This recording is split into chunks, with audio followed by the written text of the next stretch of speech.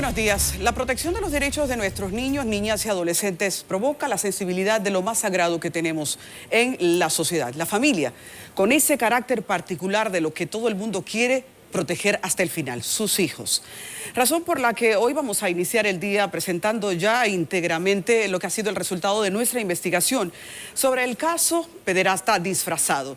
Pederasta Disfrazado es el resultado de una investigación en la que CDN ha abordado un gran equipo para saber qué ocurría detrás de las denuncias de pederastia de un payaso de Santiago. Todo esto ha sido tan contundente que ha provocado la acción judicial a través de la Fiscalía de Santiago, y nosotros tenemos en vivo desde esa ciudad a un joven cuya realidad se volvió patética aún siendo menor de edad. A los 14 años ya había sido reclutado por una red de pornografía infantil. A los 17 fue condenado por un tribunal de Santiago a cumplir condena de 3 años. En ese momento alertó a la Fiscalía sobre lo que él ya sabía era una estructura de abuso y reclutamiento para pornografía de niños de distintos colegios. Hoy, la ausencia de una investigación a tiempo habría provocado decenas y decenas de víctimas más. Según este joven, a sus 22 años, el testimonio que dio en su momento a la Fiscalía fue arropador y abrumador. Buenos días, tenemos desde el estudio. ¿Cómo estás? Muy bueno. Bueno, sabemos todo en que orden. A estas alturas, hablar del caso es volver a tocar teclas muy sensibles de una experiencia dramática en tu vida, porque estar siendo condenado en una cárcel, aún a la minoría de edad, ha de ser un asunto muy serio. En ese momento, ¿qué fiscal llevó tu caso? La licenciada Miguelina Rodríguez fue quien llevó totalmente todo el caso. Estamos hablando de una magistrada que pertenece a la jurisdicción de niños, niñas y adolescentes, porque tú eras menor de edad. En ese momento pusiste información importante en la Fiscalía de Santiago y dices que te referiste de una manera muy directa a Kanki como quien operaba, como el cerebro intelectual de esa red de prostitución infantil. ¿Por qué? ¿Por qué atribuyes esa red de prostitución infantil a Kanki? Todo lo que pasó en aquel entonces fue algo que muy abrumador realmente. Todo giraba en torno a mí de una manera negativa. José Miguel, quien fue que inició todo este tipo de trámite, compañero de Kanki, ambos trabajaban juntos, fue quien inició todo este tipo de desastre que conllevó a que mi vida se derrumbara. Todo comenzó cuando cumplí 14 años, en el momento en que mi madre contrató a este payaso para celebrar el cumpleaños de mi hermana. Desde ahí fue estrechándose nuestra relación, pero yo no conocía sus intenciones. Al momento de llegar a tener intimidad con este hombre, él me propone tener relaciones sexuales con otros jóvenes por dinero. Ahí es donde inicia toda esta mala trama. ¿Y con qué frecuencia sostenían videos y qué era lo que se te pagaba por eso? Se pagaba una cantidad de dinero, 3,000 pesos, en cada momento en que yo sostenía relaciones sexuales con otros jóvenes. Las relaciones sexuales no eran tan frecuentes, no podemos decir que eran diarios, sino que eran unas por semana o una cada 2 semanas en ciertas ocasiones. ¿El rango de operación eran colegios, escuelas, barrios? ¿Cómo se buscaban a los demás muchachos? No tengo la información, o sea, no sé cómo él contactaba a esos jóvenes. No sé si eran allegados de él. Porque podemos decir que así como él me conoció, también pudo conocerlo a ellos e involucrarlo de esa misma manera. Cuando te refieres a él, ¿de quién estamos hablando? José Miguel Vargas, compañero de Kanki. Ok, ¿qué te hace pensar que José Miguel era quien siempre daba la cara y no Kanki? ¿Por qué atribuyes que él era el cerebro de esa maquinaria?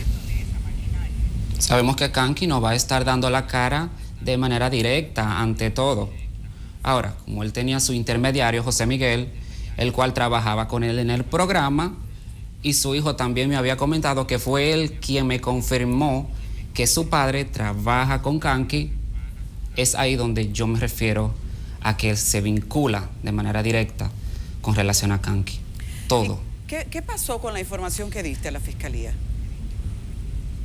Nunca lo tomaron en cuenta, a pesar de que yo y mi defensora alegamos a toda luz lo que estaba pasando, quiénes eran los autores de todo lo que se estaba dando en ese entonces. la magistrada Miguelina Rodríguez pretendió realizar una maniobra, pero no la realizó. Incluso la jueza ignoró absolutamente todas nuestras declaraciones, no la tomaron en cuenta para nada. Ese señor José Miguel Vargas, quien dices que te reclutó, ¿él también fue arrastrado al expediente? Así es. En cierto momento lo categorizaron también en el expediente, pero él nunca dio la cara, incluso salió del país poco después de enterarse que la investigación estaba en manos del Ministerio Público. O sea, él nunca fue condenado y tampoco más tarde se involucró en un expediente de justicia. Ese hombre huyó. Inmediatamente. Bien, cuando viste este escándalo, ¿por qué te animaste a hablar? Porque había muchas cosas que estaban ocultas. Además, cumplí una condena de 3 años injustamente por todo lo que se había dado en aquel entonces. Yo no era culpable de lo que estaban haciendo. Simplemente a los menores nos pagaban para que realizáramos actos sexuales, para que esos videos se remitieran a Kanky directamente. Me metieron preso, la orden de arresto se emitió y fui apresado porque los videos salieron a la luz. Y como yo soy un joven, como yo era el joven que tenía mayor edad, me vieron a mí como si yo fuera el abusador de todo. Te atribuyeron el rol de abusador respecto a los demás, pero en realidad todos eran menores, incluyendo tú. ¿Hubo otro adulto adicionalmente a ese José Miguel Vargas, a quien mencionas, que estuviese involucrado y que de manera impune todo este tiempo se burló de haber participado en pornografía infantil? José Miguel Vargas fue una persona que prácticamente puede decir que se burló de todo este tipo de sistema.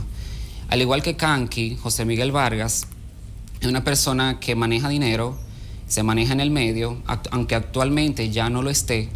José Miguel Vargas inmediatamente en aquel entonces se dio cuenta de que todo esto se estaba poniendo en su contra y en contra de Kanky, salió del país. Incluso en aquel entonces se mencionaba que un payaso andaba violando menores en la ciudad de Santiago. Kanky salió a respaldarlo de manera directa. Ahí es donde todos dicen que Kanky estaba involucrado en asuntos de justicia por violaciones, etcétera, etcétera. Pero en el inicio de toda esa investigación nunca se mencionó el nombre de Kanky. Él salió solo a relucir todo este tipo de cosas. Él llegó a la fiscalía y a ese sistema, al expediente, se acercó en protección a esa persona, dices. Y una pregunta importante. Así es. Esos jovencitos con quienes sostenías relaciones sexuales por paga en una red de prostitución infantil, ¿alguno o algunos pertenecía al programa Kanky Manía o a su estructura de montaje de eventos y cumpleaños? No, realmente no. Incluso nunca llegué a tener comunicación con ninguno de ellos, porque todo lo que se relacionaba con nosotros era directamente en el momento del acto sexual. Ahora, sí, no sé, no tengo entendido si alguien se ha hecho la siguiente pregunta del por qué Kanky reclutaba tantos jóvenes, muchos menores de edad, para participar en el programa. Esa era una antimaña directa para poder llegar a lo que él quería. Entiendo. Atribuyes, para cerrar esta entrevista, a la Fiscalía haberle dado larga a un expediente de abuso sexual que de manera de alerta llegó a tiempo o por lo menos más temprano ahí? En ese entonces realmente las cosas no se tornaron a favor. No se tornaron a favor. Sí. La pregunta es que si estás en este momento también, ya para cerrar, dispuesto a ser testigo en un juicio en contra de Kanky. En su totalidad. En su totalidad. En su totalidad. Dispuestamente de acuerdo. Bien, este es un caso en el que este joven terminó siendo objeto de una red de pornografía infantil y condenado, pese a que había muchas personas involucradas. Fue él el único que terminó en la cárcel. ¿Cuál sería tu consejo, habiendo vivido una experiencia tan dramática?